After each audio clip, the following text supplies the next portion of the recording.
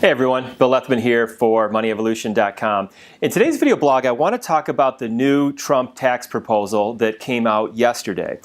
So although this is at this point just a proposal and nothing has actually been passed yet, I wanted to spend a couple minutes and just share with you some initial thoughts that I have on this and talk a little bit about what this could potentially mean for you and your tax situation, or if you're retired, what it could mean for retirees. So at first glance, I'm very excited about this Trump tax proposal, and I think, quite honestly, this is maybe one of the reasons that the stock market has been performing pretty well here since the election, is that this was a big part of the Trump campaign promises, and I think it's going to be pretty interesting. So what he's looking to do essentially is make some very major tax reforms. And the last time we really had major tax reform was going all the way back to 1986, the 1986 tax reform bills that passed. What he's looking to do is simplify the tax system. So he's looking to essentially go from what we have now, which is 7 tax brackets, down to 3.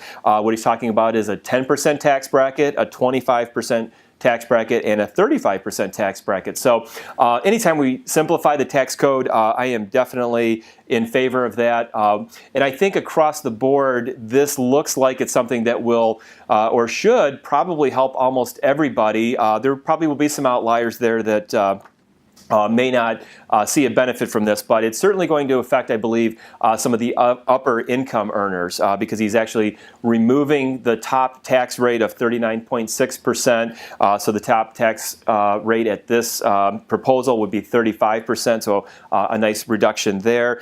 He's also planning to eliminate the 3.8% Medicare surtax that applies to investment and interest income that hits those upper income earners as well. One big positive that I see from this is he's going to double the standard deduction, and it's going to be from $6,300 to $12,600 for single filers, and he's going to increase it from $12,600 for married individuals filing a joint return up to $25,200. So this is something that I think will help a lot of people, especially people in the middle class, and especially people that I think are going to be retirees, because one of the biggest deductions that we have for most of us is our home interest deductions.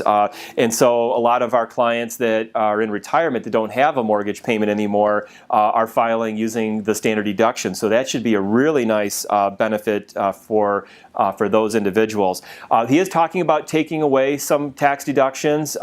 We don't know exactly what he's thinking about there. What we're hearing is that he was probably going to leave the home mortgage deduction alone, which is good, I think, for most people. But what he is looking at doing is potentially eliminating our ability to deduct our state and local taxes off of our federal tax return. And so depending on what state you're in, if you're in a state that has a high income tax rate, that could be something that negatively could affect you.